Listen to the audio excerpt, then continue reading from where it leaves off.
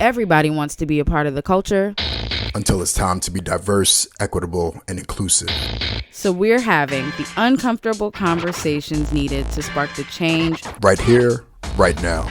We're your hosts, Kai Devereaux Lawson. And I'm Simeon Coker. And we say all the things you wouldn't. Welcome back to the Mixed Company Podcast.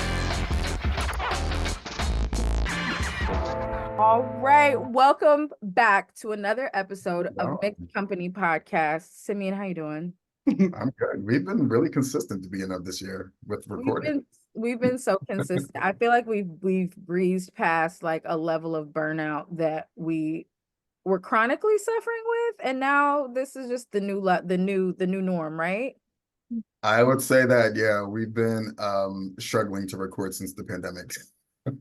I know we're on the different side, I think, but the good part about that, as our guest today has just reminded us, that it makes it easier that we have community, and I think that's what we've been doing.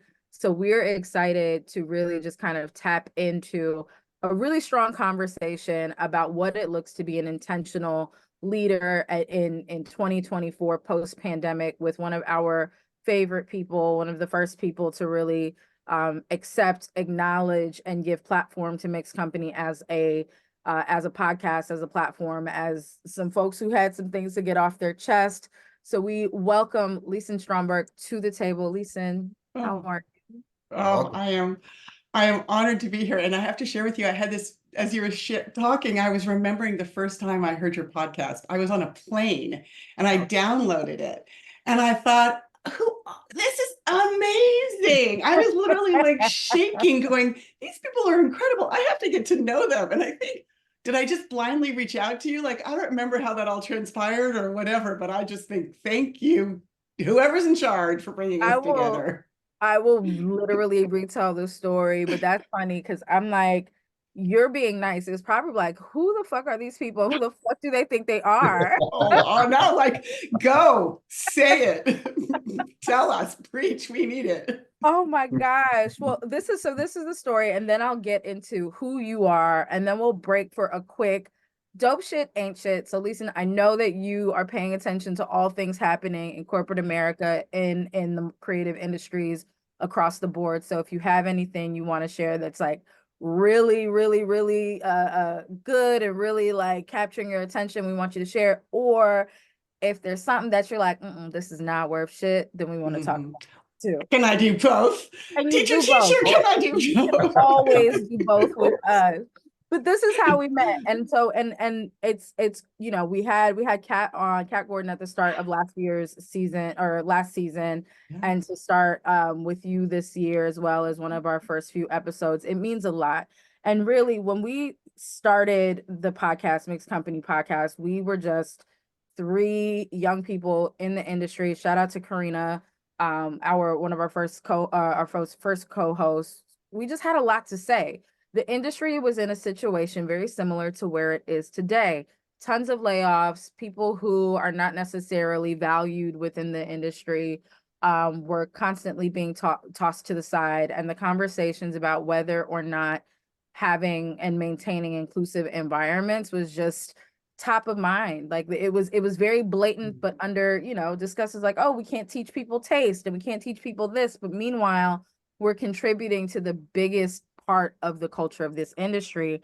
And so we started out, and we knew that, we had some episodes and we needed to do some promo and we needed some content. And we heard about this conference called the 3% conference. And I think, Simeon, you may have gotten Lisen's email from a good friend of ours, Miriam, right? Oh yeah, Miriam Gassou, who's so talented. Oh my gosh, she's fantastic. Miriam slid us your email, and I was like, fuck it, and reaching out. Thank you for doing that. We'll see what happens. And you reached out almost immediately. Yes, we'd love to have you guys as our guests. Please come. Here's some passes. And literally from there, back in 2016, that is where this started. So we've come a long way. Yes, you have. Incredible. And it is amazing to be witness to the journey, right? They're to honor that and to see how many places we go, right? So just like the book, right? Exactly.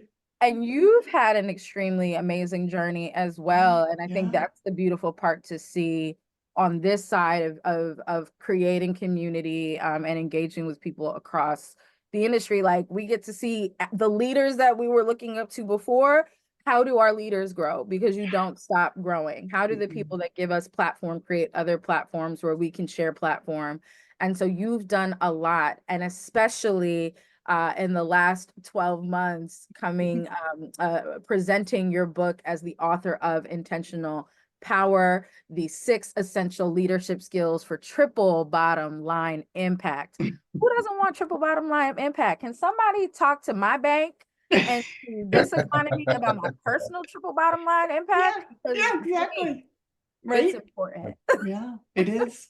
It So that's is. what we're going to get into today. We're going to talk to you about what that impact looks like, what that bottom line looks like. What is modern leadership? You talk a lot about modern leadership in the book. You gave us a great shout out in the book. Mm. And so we want to get into it because for not for nothing, Lisa, and I know you see it.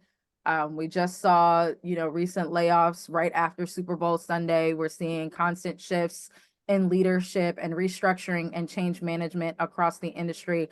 And the reality is, as a business partner of ours pointed out yesterday, something we've said for a long time, this industry was developed a long time ago, and the culture of that time is not sustainable for the culture of today. And there is some form of infrastructural reckoning that's happening, and that requires new leadership approaches. And so I think you've got the keys, unlike maybe Alicia Keys in her first number of the Super Bowl. You have Oh, wow, we didn't have to keys. go there. If I can follow those keys, oh my gosh. It's not the first one, maybe the second or the third. Listen, that's it. But you have the keys, and so we want to talk to you about it. So I'm excited. Thank you. I'm excited too. I remember like you talking about 21st century leadership when we first met. And so to actually have those conversations in a book that can basically live with us forever, I think it's going to be a good foundation for the next generation of workers and this one that's right here right now. Yeah, right. Because right here, right now, you are the leaders, right? You are it, right? We keep talking about them Imagine. up there. I say put those in It's air a- quotes, but you're it. So Somebody let us grow up. We don't know who let us grow up. But I don't know who did it. I don't know if I was emotionally ready, but we're here. We're here. Good luck to everybody. Yeah. Sorry for the babies coming up behind us. We're doing the best we can with what we got. And I think that place of humility is really, we're doing the best we can and we're keeping to grow and we're going to keep learning and we're going to keep trying to do better. Right. We are. Speaking of doing better, I think it's time for us to start talking about what's going on in the world, in the industry, in creativity, and just handle a little dope shit, ain't shit business. And so I'd like to start off with, I'd like to start off, I too would like to present 2 options, teacher, of dope shit and ain't shit. And I'll start with the dope shit. We're coming off of the week of the biggest night in advertising and apparently also in football. For those of you that other thing. I don't know, you might be a San Francisco fan, you might be a Chiefs fan, I'm an Eagles fan, so as far as I'm concerned, it was all advertising. Just noise. Exactly. It was just noise. But we're coming off of the Super Bowl, and I would like to start with my dope shit. The dope shit for me, I think Verizon killed it. There were a couple Verizon, Doritos, they definitely killed it for me in terms of the level of creativity that they brought and excitement that they brought to the Super Bowl. I remember, growing up watching this with my parents and just always being excited about what we were going to see.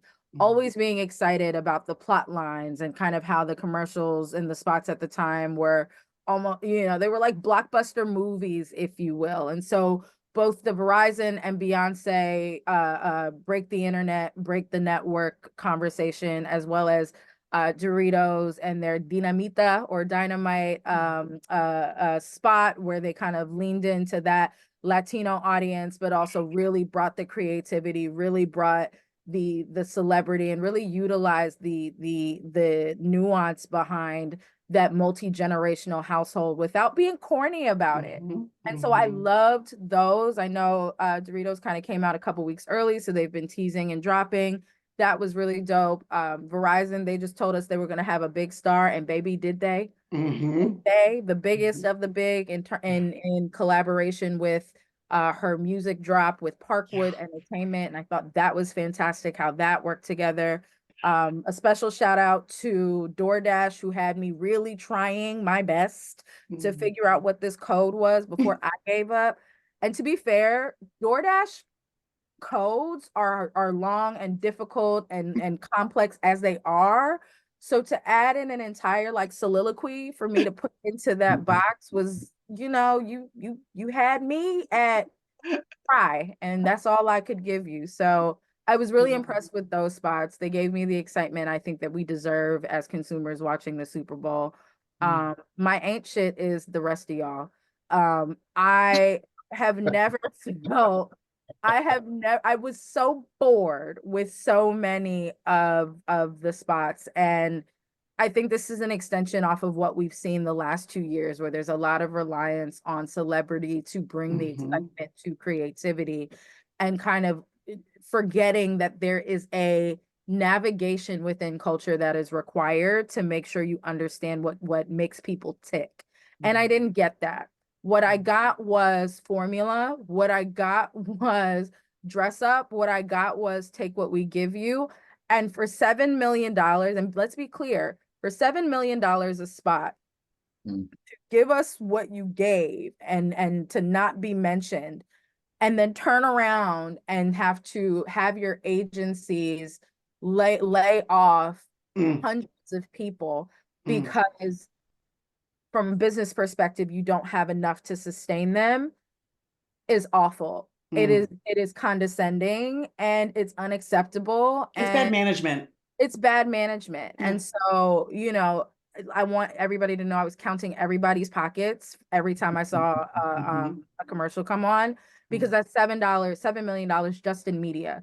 So that's Mhm. not your agency fee. That's not out of Mhm. pocket. That's not whatever you paid on the brand side. There's a lot of money spent that night to not come correctly and to not be entertaining. Mm. And I was watching. So that's my Yeah. dope night shit. How about you, Cindy? And what's yours? I'm in alignment with actually both of yours. I think the Super Bowl is like one of those nights where we've all been in these briefings where the client's like, I want to be a part of culture. I want to be how do you make me go viral? And I think what we saw on Super Bowl night was the same old guards in charge of what goes out into the public. The majority of the comedy skewed very old white man. Mhm. I think it was very pleasing for them, but for people who are actually in tune with culture, it felt very dry. And Mhm. I think Beyonce, what I loved about the Beyonce one was that it was a brand actually utilizing culture, right?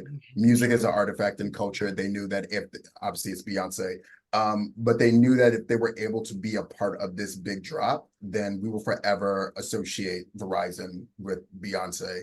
I think the other one that I liked on Super Bowl was the Cardi B Nicks Mhm. commercial. Mhm. Okay. I did like it because, especially like hearing the story behind it. Obviously, Cardi B, infamous for WAP, is very vulgar, if you will. But when they shot the original spot, the NFL rejected it. And so what Oh, you wow. saw on this during the Super Bowl was the censored spot. And when I saw it, I was like, "Oh, what does this QR code lead to?" So I actually saw the longer spot, which I thought was pretty funny. So I would say for Verizon and Beyonce, their spots made me act. I went and Mhm. went looking for something based off of what they showed. So I would say they were the winners for the night for me. So I'll step back and say I was kind of looking at the meta, meaning, Mm-hmm. when Audi came out, was this 2 years ago, 3 years ago? I forget, it's all a blur, but oh, it's all about pay equity. Of course, they had no pay equity, they had no women in leadership, that whole performative stuff. And there was that kind of couple of years we were being incredibly performative. And what I actually liked about these Super Bowl ads, besides the content, let's just forget the content. You guys can deconstruct that. You're creatives, you can do all that. As a businesswoman, I look at this and say, oh, we're done telling women, Mm-hmm. what it's about. We're actually realizing they are the consumer. Yeah. right? And so if you looked at the ads, so many of the ads were actually focused on women as a consumer, They were. right? All the makeup From ads, insurance yes, to Elf, and skincare yeah, to all of exactly, that. Mhm. exactly. And I think that to me was fascinating. Women weren't an object. They weren't, which of course the old ads used to be, right? They aren't an object anymore. Well, maybe they are, but let's just say, at least it's not for the Super Bowl this year. They aren't something we're telling you, this is what you are going to get, or we are going to share our power with you. No, they're like, oh yeah, you got power, and we got Yeah, to entice you, and we got to engage you. To me, that was a win, and I liked that. I agree Oh, with that. I definitely saw that come through from yeah. Intuit TurboTax. I thought that Yes. was really Yes. interesting how they used Quinta B for that. Mhm. Sarah B, I thought was really interesting as well, how that came through in terms Witty, right? very That's just witty, witty. very tongue in Yes. cheek, and Yes. in a way, in that way. There were a few Mm. where I was like, it was clear to me that the audience, with the exception for Bud Light, which I think they just completely went Way way old back into school, they went way 1960s. back into the base. But I definitely saw a few where it was like, oh, you're talking to women. Women are who you want Yes. to make the purchases, and that Yes. was clear. So I hear you, and Yeah. I'm on that. Yeah. I like that. Oh boy, did you have an ain't shit? Did I hear that Oh well, earlier? It might piss you it was off. generational. My Super Bowl party was with four 80-year-old, 80, 85, 87 year olds, four 13-year olds, and then there was me and my brother in the middle, right? Representing Gen X, man. There we There you are. go. There you go. And it was hilarious to see the two reactions because who my 80-year-old relatives recognized and understood and connected with, and who the little 13-year-olds connected with, and then who my brother. It was literally a generational experience. And so I thought that was very interesting too. All of us had something to attach to, and all of Mhm. us were also befuddled. Wait, who's that again? We're Googling the whole time, wait a minute, I don't know who's that. And it was cute to see the little ones just like getting Knew up it there and all. engaging, that it was fun. I love that. To me, that's what it's about, right? Let's get the Both generations together and let's together. engage. And we were engaged. So I love it. I love it. And you know who else needs to be engaged, Lisa? mm, Our business leaders need to yeah. be a little bit more engaged. And Yeah. luckily, though, I will say, and I think this is the best transition into the work that you've been doing over the last decade. I could see that there are a lot more people focused on building a more holistic and more empathetic leader. There are a lot more Mhm. books that are written by more than men telling you how Mhm. to appear to be in charge and how to show your power and exert your power. We've gotten to the point where there are more opinions than just you need to lean in, that there are other ways to engage. Mm. And so, at least as far as I think we are concerned as Mixed Company, the podcast, how we've engaged with you, you've been leading that charge. I think in Mm. terms of intersectionality and really bringing that to the forefront of leadership, I think you were one of the first people that I remember really talking about, hey, it's not about excluding men from the conversation. Yeah. We're not saying let's erase the patriarchy, but we are saying there's a Well, we are. well, Let's just not erase the men that are part of the the men, the patriarchy. men, the patriarchy can go, but you can leave some of the men. You can leave Many, some of many, them. many, many. So with that, I really want to just pivot and start talking about you, Lisa, and really want to Mm. get into what you've been doing. Tell us a little, so you have some news. So start by Yes. telling us a little Yes. bit about your work with Prism Work and Yeah. what that news is, and then we'll get into your book. Yeah.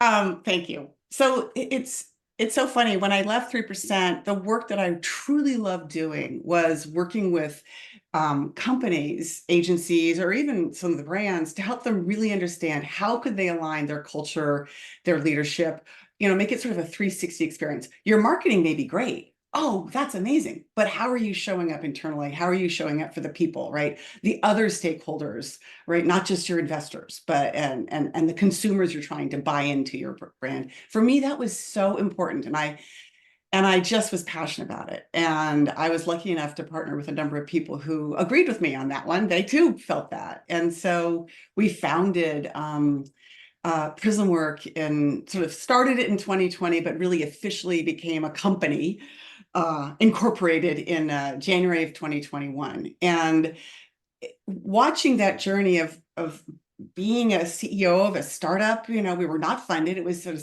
bootstrapped kind of experience, and running that business and really finding product market fit and doing all these things that you two are going to be are doing right now as you're figuring out what your agency's, going to be about. To me, that was such a gift. And to be working with people whom I adored and collaborating with were incredible. For 3 years, we've been in it. We've been building this business. We've been doing incredible work. It's been, the research we've done around women, and particularly women of color in corporate America, and the learnings there. The research we did, that was incredible.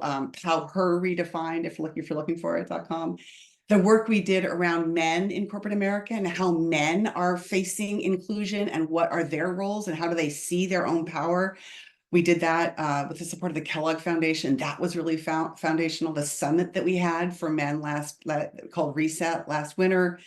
All of the clients who I can't name, sadly, about the work that we did, helping up-level their leadership and helping look at their cultures or programs or policies or practices. It's been an incredible ride. And for me, it also became quite clear that what I wanted to do is have almost more quiet in my life. It's a big job to be a CEO. I'm so in awe. I've learned so much. It's a big job to run a startup, and I loved it. But what I realized is what I really also love is to have that enough quiet to be creative. And so I found I wasn't having enough time to be creative. I wasn't having enough time to do also the work I love. And so in conversations with my business partners, we talked, and it was like, well, we can all go our separate ways, or we can keep the organization going, keep the momentum going. And I'm just so thrilled that my partner, Corey Jones, we literally passed the baton, and he's now CEO of Prism Work, and he's going to take it to his own future and his own vision. And I'm so excited for him. And some of the team stayed, a couple of people were staying on as collaborators. I'm going to be an advocate. I'm still a minority investor, and I want it to be hugely successful. And I'm pausing. I'm pausing to give myself space to hear what I need, what I want, what the world wants of me, how I can be of value, what's out there that needs to be solved. And I'm in a listening tour, I literally was just taking a moment to listen. And part of that was the book. I've just had such an incredible experience with writing and talking about intentional power. Thank you. And really hearing this clarion call of, we need a different kind of leadership. We need to do it differently. And why is this so hard? So that's been the joy. Yeah, and that felt like a plug for your last book, also, Work Pause Thrive. Right. Which sounds like you're doing again, basically in this moment right now.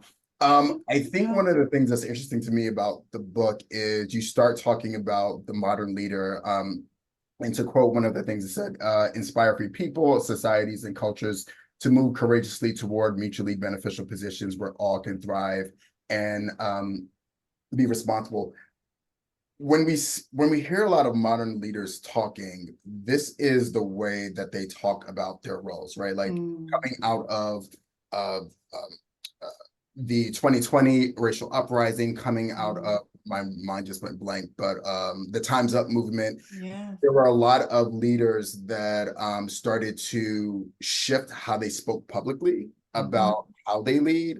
So I'm guessing my initial question is, who would you say is equipped to be a modern leader according to your book, Intentional Power? Like, how would you describe them? What are some of those traits that you think are essential for 21st century leadership, which is one of the terms that I use all the time that you gave me a couple of years ago? Like, how would you describe this modern leader? So I thank you for asking.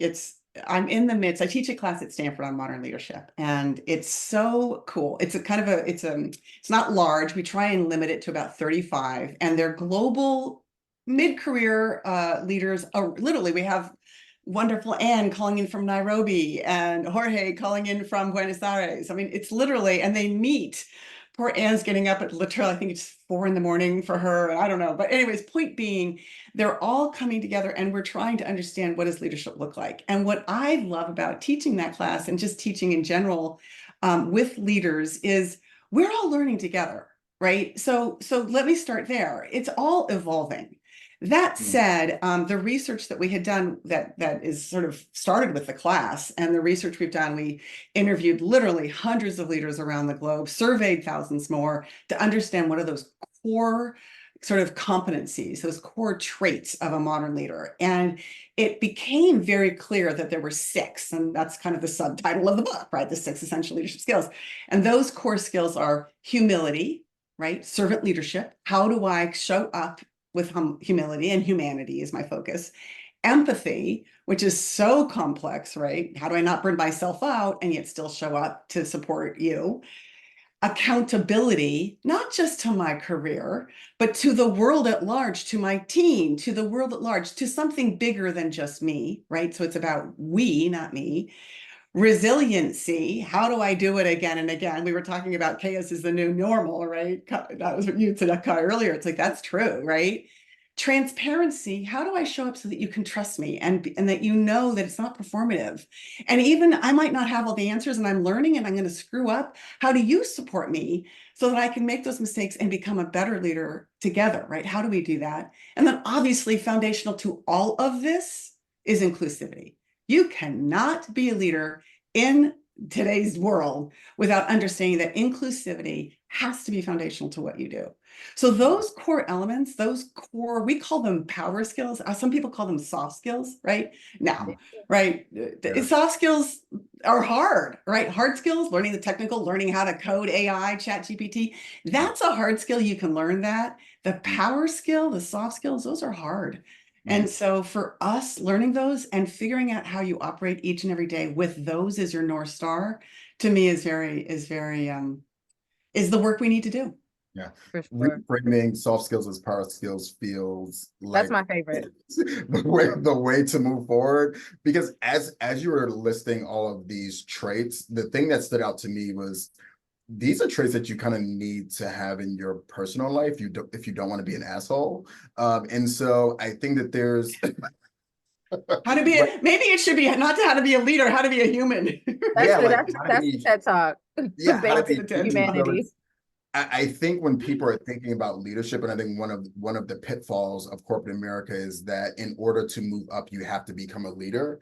But when people are thinking about if they want to take that position, because it should be a choice, do you exhibit these traits in your personal life, right? Like, because if you're not able to have humility in the conversations that you're having with your family members, or have empathy when you're dealing with somebody on the street, or accountability when somebody says you're wrong, like, then you're probably not going to be a good leader, because it's kind of hard to switch hats, especially when you're talking about just dealing with humans, right? It's all human interaction. So I think there's like this intersection between the personal life and the professional life that I don't think a lot of people think about when they're thinking about leadership, because it's usually just about those hard skills that you're talking about that people assess whether or not somebody's ready to step into that leadership role. And So, I mean, you said so many. Sorry, kind of. No, I was just saying, reframing it as the power skill is what is actually going to change that narrative. Yeah. So you said so many important things that I would like to address, which is, I think our legacy thinking, and I'm right there with you, is that leadership is a title, leadership is a position. You are the perfect example of modern leaders, because you didn't have a title when you started the Mixed Company podcast, but you came out and you had influence and you stepped into your authority. You had stepped into your intentional power and said, I actually have a point of view. I'd love to share that. And I think the world needs to hear it. That to me is modern leadership, right? And that can happen at any level of the organization. What I find so fascinating when I work with quote unquote leaders, C-suite types, they're stunned that social media is impacted into their, like, they gave a talk to their team and suddenly it's on social media and oh my God, I'm being misquoted. I'm like, dude, it's, the buck doesn't stop here. And Simeon, you said, it's like who we are in that whole world environment. And we're human. We make mistakes. We do our best. We fall down. We got to get back up. But it's also how we hold each other accountable for those mistakes, right? It's like, can I screw up? And can you give me the grace? One, communicate to me, hey, that was a screw up. Can I hear it? That's the humility. And can I then change my behavior or try and work with you? That to me is what a modern leader, that's the humility and the empathy and the accountability. That's all of it rolled into one, right? And we need more of that. Everyone's so afraid of cancel culture. And I'm like, get over it. Like, go out there and be a modern leader and learn, right? You made a mistake. You're right. You did. Okay. Well, it happens. Go out there, learn. And Lisa, to your point, you can come play with us any day, like for real. Like, yeah, you're right. It sucked, and we're gonna do better. Do better, hopefully, and it won't be exactly perfect because it never is, but we're going to try. You mentioned something that was really interesting, was that the leaders can rise from any level. And when you talk about cancel culture, the way that I interpreted it after you said that was the younger leaders are basically fostering a culture of transparency. Right. Because ultimately, like, all they're canceling is basically showcasing what happened, right? They're giving or recapping a bad thing that happened, and the people who did it are more than likely not able to hold themselves accountable or have the humility to learn from that experience. And I think that's where it becomes a cancel, because I don't think we have a lot of examples of leaders who made their way back, but ultimately the reason why they've had to leave whatever spotlight they were in is because they didn't have the humility to accept the responsibility for their actions, for their behaviors in a way that is acceptable. Like, it shows humility that you actually messed up. Yeah. Power. And it's interesting, right? That's power. That is power, to be able to say, wow, I'm learning. Thank you for that. That's so amazing. What I also think, though, is we have to be able to provide grace to people who've done that. When can we welcome them back in, right? How do we do that in a way that says, yeah, you did that. That's not cool. And, okay, you've learned from it. That's cool. How do we then work together moving forward, right? How do we navigate that? And for me, that goes back to just keep showing up, just keep trying, right? And create grace for people who screw up so that they can learn and grow, right? So now, of course, there's lines. There's lines to be drawn. There's total lines, but I think oh gosh, what was I watching? It'll come to me. There was something on TV. It might have been at the Grammys. Oh, it was Jay-Z. Yeah. Duh. It was Jay-Z talking about, like, you're not always going to get everything just up front. And I think that stands in the same context of grace. And I think that there's something to be said for asking for grace. Like, if that's what you want, you do have to ask for grace. And the asking is not just the verbal, hey guys, can you forgive me? But it is the showing up. It is the keep trying. It is to doing what you can within the power you have, be it a hard power or a soft skill turned into power or whatever, but showing up consistently in that space. And I think that that's the through line that Simeon's talking about, where, when we're talking about things as soft skills and we're perceiving it as negative and not necessarily influential, you're negating the fact that sometimes that might be sometimes you got to use the silver key and not the brass key to get into the door. And so I think that that's super important. Yeah. Talking about grace, we are there's so many ways I can describe what 2024 could potentially be culturally, for business, for the economy, for creativity, for politics, for education, for everything. There are a lot of different things happening right now globally. And there are a lot of leaders that we're looking to right now to see how they manage the chaos, the normal chaos that is now 2024. And so there's something really almost spiritual about the fact that you guys wrote this book, it's out in the world, and that we are literally looking to who are the people that are going to guide all of us forward, if not just for ourselves. Who are the leaders that are going to take us into the future?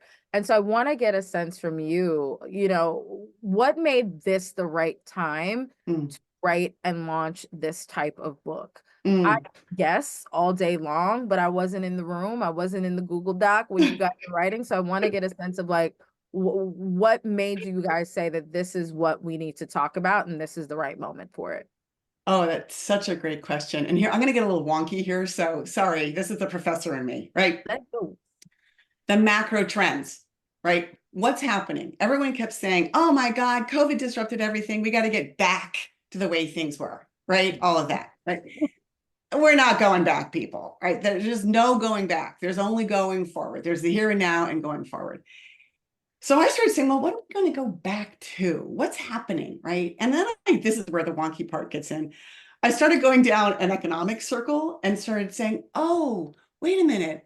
The role of the corporation, the role of business is fundamentally shifting. And that's the rub.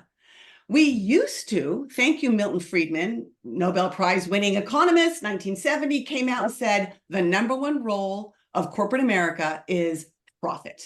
Driving profit's what mattered. And that narrative is what led to every single policy, employees being, just irrelevant, they don't matter, customers are just a tool. Like it became getting rid of pension, let them right. save their own money. We lost our empathy. Exactly. We lost our connection, our empathy, all of those things.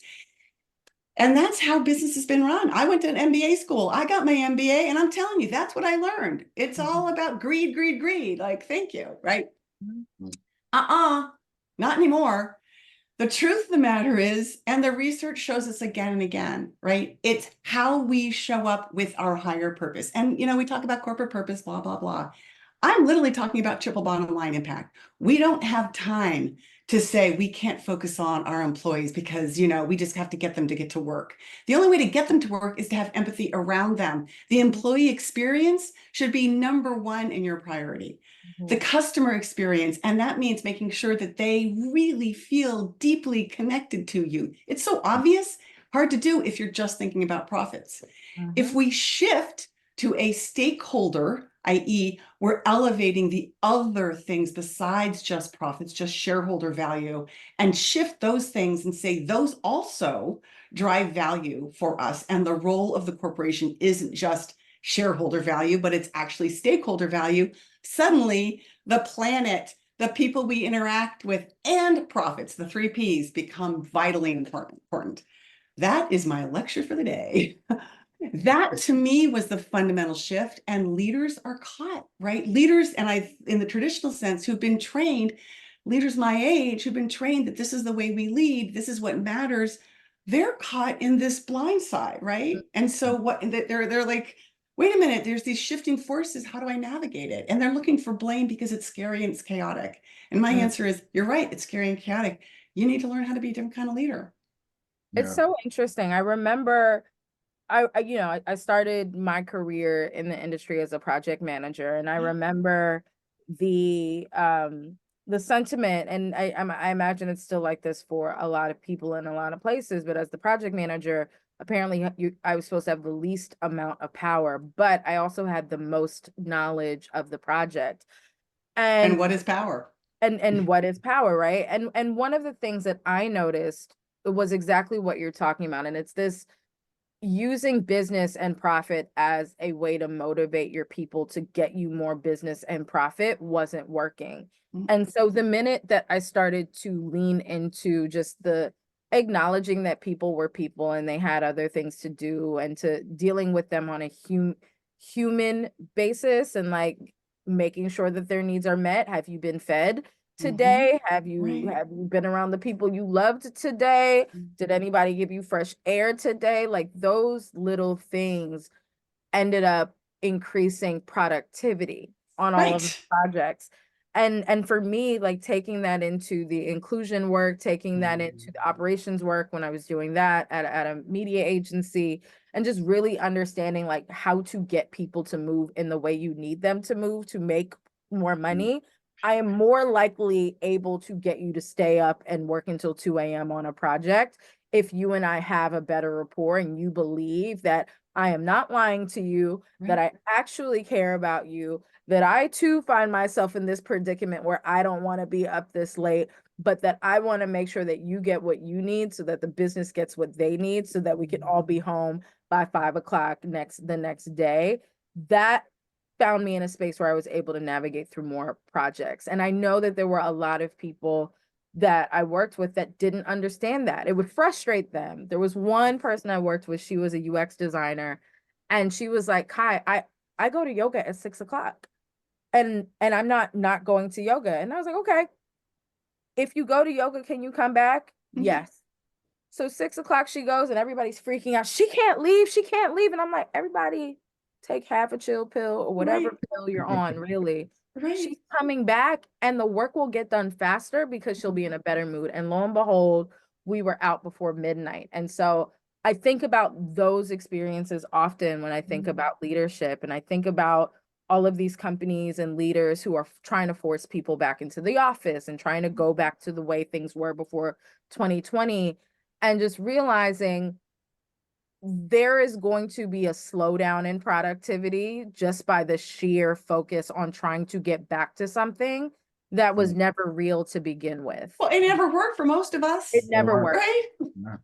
Yeah, that Never. I think that whole the culture of like survival of the fittest was the worst culture, right? Which is why there was a great resignation. I think the underlying call to action was that employees wanted to feel nurtured, right? You're basically taking up the majority of my life every week when I'm at work. And so there should be some sort of give and take, and the give doesn't necessarily need to be this this crazy gesture. It just needs to be what Kai was talking about.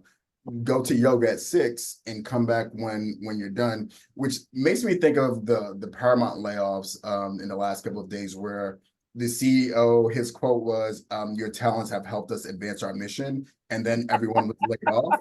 And it's like, See ya. and then it's like, see ya, like, and I think when I started thinking about these traits that you're talking about, like, it just lacks the empathy, right? To say that I thank you for your time, but also you're done here, you're fired. And I think right now there's like this push from the younger generation to basically say like, we want to be nurtured, right? Yeah. And if we're nurtured, then we can actually produce more for you. And one of the things that I want to talk to you about is because obviously these conversations have been happening. You go to a leaders conference, all the leaders are on stage, they're touting all of these things that they're doing. But then we go on Fishbowl and we see completely different stories. So you're obviously wrote this book because it worked. Without naming names, could you point to some case studies that people, or one or two case studies that people may find in this book that really showcase if you are this type of leader, it will impact your bottom line, like you will increase your business, and everybody will be happy. There's so many. I'm going to give an example of where it didn't work, and this is one of our clients that we kind of allude to in the book. Don't name. They're a fast-growing startup in Silicon Valley. Didn't hit, and they had all the right intentions, right? They wanted to create an inclusive culture. They wanted to get it right. They really did, and so they brought us on to work with them, and we evaluated all their policies and programs. We helped them reset those things. We kind of developed a crawl, walk, run strategy. Here you go. Here's what you can do in the short term. And we did some leadership development with some of their senior leaders. But at the end of the day, their number one failure, I think, was, well, two things, but one, it was communication. They were doing things, but they weren't communicating what they were doing. And so in a transactional environment, if I don't know what your vision is, what you're trying to get me to do, and all I know is what you're doing today, I struggle because I create my own narrative, right? Yep. So for example, they had pay equity from the get-go. And we heard from women again and again in the company, they didn't think there was pay equity. And I'm like, I got the data here. There is pay equity here. You've got it. I know. But there was a narrative there that they weren't communicating. So some of the big failures I see is, frankly, what our industry is, a lack of communication about, hey, we are doing some good things, right? Irony. So we forget that, right? Irony, right? There's that. The other thing is this company did go through some layoffs, and here's where they failed. It was classic. They literally didn't look at bias in the layoffs. And so they didn't take the time to figure out that, in fact, they were a majority culture of men, and majority men, but not so much. They kind of were a little better than the tech industry. Let's put it this way, when it came to women and people of color, et cetera. But if you look at who they laid off, the first layoff they went through was a majority women and people of color. And we had to challenge them. We were not part of that layoff process. And so we had to challenge them because we knew that it was going to happen again. You need to rethink this strategy and ask each manager, why are you choosing that person? What's the underlying issue around that? That to me is so obvious, and yet it doesn't happen at all. So having the awareness of your choices to me is so important. So that's the negative. Who's doing it right? Um, well, there's so many examples, but one of the companies that I'm really following with interest is ServiceNow. We actually profiled one of their CFO. And what she's doing as the CFO is embedding triple bottom line impact into everything she does. She's literally making sure that she's not blowing it if they have layoffs, which they haven't lately, but if they were to have layoffs, that it wasn't just women and, people of color, whatever. Like, she's being very intentional about all the things that she's doing. She's making sure that their systems are appropriate in terms of procurement for the planet. I mean, I just kind of love their narrative. So I'm watching them to see, what's going on here, right? One of the things I think is interesting is their CEO actually is challenged. He has a visual challenge, and it came later in life. So he's got a disability. And I think for him, that was a bit of an epiphany. So that's just one example of companies I'm watching. I think in our own industry, I am a huge fan of Kristen Cavallo, and I watch her and just think, that's the way I want to be when I grow up, right? She's passed the baton as CEO of Martin. It's now Danny Robinson, and I just think, there's ways to do it. And I've watched Kristen's career, and I've been inspired by the things that she's doing. And I think, none of us are perfect, but boy, she's doing a lot more right, and I think that's really inspiring. So what I find so fun when I am out there talking to students or to colleagues, everyone's got that one leader that none of us have heard about, right? So I just met someone, and she introduced me to, this is an old soap crash, Frances Perkins. Anyone know who that is? No. Oh, right. I had never heard of her either. Thank you. Hello, history. Turns out she was the Secretary of Labor under Franklin Delano Roosevelt. It's Frances Perkins that we have minimum wage thankful for. She's the one who actually drove all of the policies, the kind of worker policies that allow us. She is so inspiring. She was a behind the scenes leader. She did all this stuff that was so essential to the New Deal, to all of our policies and programs that we have around supporting workers in our country. She was the real deal. No one's heard of her. So my point being, there are these people out there doing the work that we don't know about, and just gathering them and seeing them, to me, is so inspiring. Absolutely. So I know we're getting close to a time where it's like we've got tons of things to do, and we could ask you questions forever. And so we'll probably just do that in a group chat. But my last question for you is going to be around transparency. And I bring that up because you are talking about those layoffs. And I think when we talk about pay equity, when we talk about, who gets it was some article I saw the other day, and they're like, there's so many different creative ways to say layoff these days, right? However, we decide what we're calling it, when we're letting people go, what do they look like? There's not a lot of transparency in terms of what the business is really doing, in terms of where underrepresented individuals actually sit within your company. There's a reason why they tend to people of color and women tend to be the first out, and it's because they're usually the last in, and also in those roles that we might say are redundant or that we don't need. And that's because we're not necessarily always putting people in roles where like we need them, or that we're putting them in places where they would be most valuable. And so transparency, I think, is a really tough one for advertising. And we know this because of all of the articles. We know this because of experiences. If nothing else, that 2020 showed our industry is that there is a huge fear of transparency. Smoke and mirrors is literally the root of marketing 101, right? How do we say one thing even though the impact we want is something else? And so my final question to you, Lisen, is how do you think leaders can overcome their fears about losing money, trust, power, or whatever else if they're too transparent? Because we need to get them over that hump. So transparency is such a funny thing, right? It's really about trust, and you're asking that really powerful question. How can I trust you? Frances Frey at Harvard Business School she wrote a really great book, and she talks about trust being a triangle, right? Am I showing up authentic? Do I have the data or the information that you know I'm kind of competent? And do you believe that I have your best interests at heart, right? Those are the triangles of trust. That's the triangle of trust. And what you're saying is that there's a fall down, there's a failure there.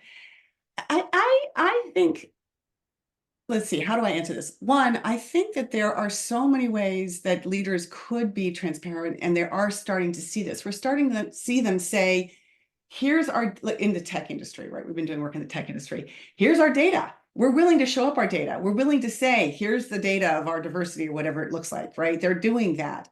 That's amazing. What I'm finding fascinating is you have leaders who overshare, meaning, oh my God, you know, we don't know what the situation looks like. You actually have to not share everything to a certain degree, because you want people to reduce their anxiety and think, I'm going to be out of a job. Oh my God, I can't focus, which isn't lying necessarily. It's like, it could turn around. I don't know, but we're going to do our best. And here are the 5 ways we think it's going to go forward. To me, that is the nuance, that knowing when to say what in a way that actually doesn't freak out your employees and puts them in a state of, I'm so anxious, I can't get my job done, or there's going to be lives, I'm going to be screwed, versus here's the vision, here's what we're working towards, we're going to do it together. I need you to help me buy into this. Here's how I want to help empower you to help us do all these things. That's a nuance that's very hard to do, and I don't see many people doing it well. We have guest executives come to the class I teach at Stanford, and we had one really amazing guy, Jose Alvaros, and he was at Intel for a very long time, and he had to downsize a big department. Mhm. And his journey around that was really fascinating. He said, I'm not going to lay people off. I'm going to make sure they're placed in the right situation, either within the company or elsewhere. So he literally dedicated his next year, in addition to his full-time job, making sure that every person he laid off was well launched. That is And my could have, dream. That is a right? dream. I have begged for teams to actually pay that much attention. That is a dream. Right? Because think of what he did. He has built so much loyalty in the result of that, right? They may not have stayed at his company, but they went on to do other good things, which of course he ended up sharing a story about a client, which was a person he had to lay off, right? And they ultimately became a client of his over time. How you navigate these things is so important. I love the stories when there's layoffs in Silicon Valley where they'll create a Google Doc, and here are the people, here's their contact information. You know, they get to opt in if they want to have it or not have it public. And then it's like, these are great, talented people. There is no reason you shouldn't be hiring them. Let me support you. Yeah. Making your job to support people who have been kind of let go, downsized, layoff, whatever we're calling it, that to me is leadership too. And in this environment, this is the opportunity and the transparency to say, hey, we didn't get what we wanted this year. We have to downsize, but I'm going to make sure that every single one of you land in the right place. I'm going to support you to make that happen. Boom. Think of what that would do, right? Yeah. And not just what it would imagine how that employee that turned around and became a client would have responded if that were a nasty experience. Or You're out. There are people I will not work with. Right? And I will not hire. I will not be, recommend them. Right? There are people, right? Since we're not naming names, we are not naming names. We'll just think about them for a second. No, let's let it go. I mean, I think what you're describing, especially this last analogy that you were using, was creating a new culture of just trust. And there's this thing that I say where it's like there's a difference between telling a child not to spill the milk and to encourage them to get all the milk in the glass. And the future or what we're looking for in the future is more of that.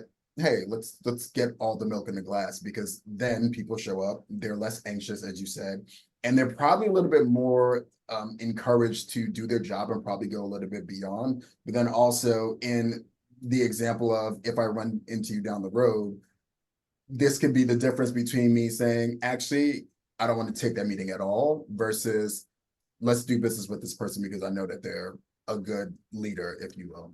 Right, exactly. And it's how do you make people feel? And we screw up that. We make people feel bad sometimes. Either we bring our own kind of survival brain where we're being anxious and scared and all of those things, not our kind of frontal lobe, the back lobe. Like we do these things, but how do you correct that? What do you do and make those changes? It's not easy. Grace. That's the Not grace. easy. And I That's love the it. grace. Exactly. Lisa, you Yeah. always have so many very soulful leadership approaches to share, and for that we are forever grateful. I love that you are continuing to do what I'm sure Simeon would agree is God's work Oh, in this industry. yes. And you're bringing your heart to the table, and so with that, we'll close out. Please let folks know how they can access the book, how they can access you, because we need more leaders that take the approach of being a modern leader and take the approach of using their soft skills as power skills so that we can create better industries forward. So how do folks find you and the book? You can go to readintentionalpower.com. That's pretty straightforward. And that'll give you all the places you can buy it. Obviously, Amazon's one of them. But readintentionalpower.com. You can find me, Lisen Stromberg, at LinkedIn. That's probably the best way to find me. I'm on Instagram. I just started Threads. I will not go anywhere near. I'm not giving that guy my money, so I'm trying Threads.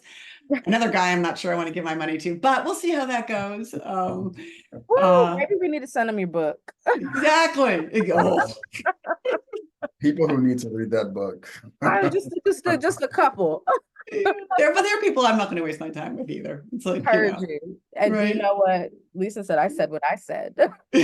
No.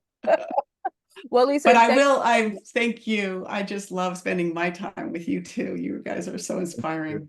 And you as well. And as you guys know, we will be back with more episodes.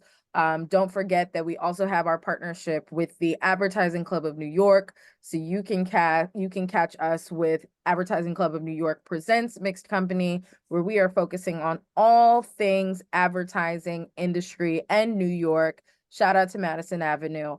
Keep in touch. You know where to find us. You know how to listen to us. We'll talk to you. Peace out.